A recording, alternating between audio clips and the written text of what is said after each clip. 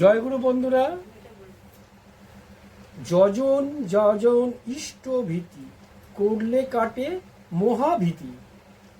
আমরা যে ইষ্টভীতি করি, আমাদের মধ্যে যে ঠাকুরের মন্ত্রটা রয়েছে, দীক্ষা মন্ত্র, ও অনেক রকম এই মন্ত্র, এই ইষ্টভীতি আমাদের অনেক বিপদ আপদ থেকে, মৃত্যু খাঁড়া থেকে বাঁচিয়ে দেয়।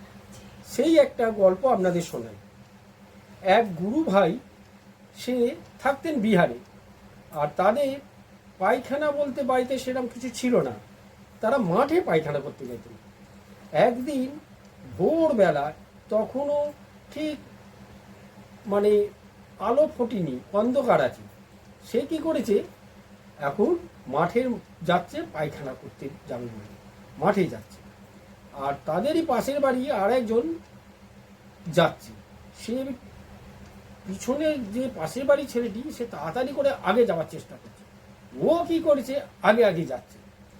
ও কি করেছে, আগে আগে তাড়াহুড়ো করে যেতে গিয়ে একটা গাছের শিকড়ে খুব জোর হোঁচট খায়। হোঁচট খেয়ে আর বসে পড়ে, আর পা দিয়ে হঠাৎ রক্ত বেরাতে থাকে, খুব ব্যথা যন্ত্রণা হচ্ছে।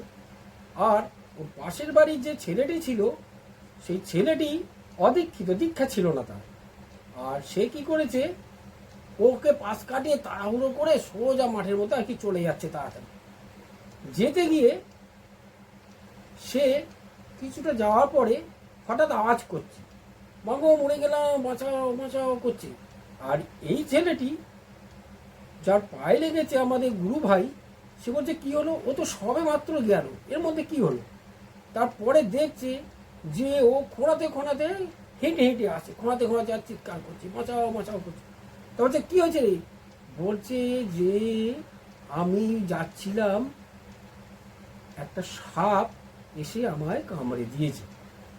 তখন বলছে, ও তুই তো আমার আগে দৌড়লি।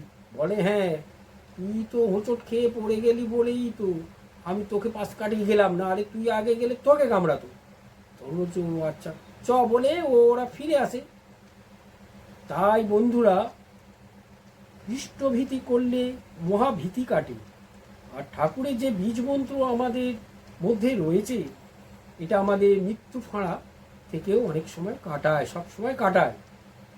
তাই জয় গুরু বন্ধুরা, আপনারা সুস্থ থাকবেন, ভালো থাকবেন।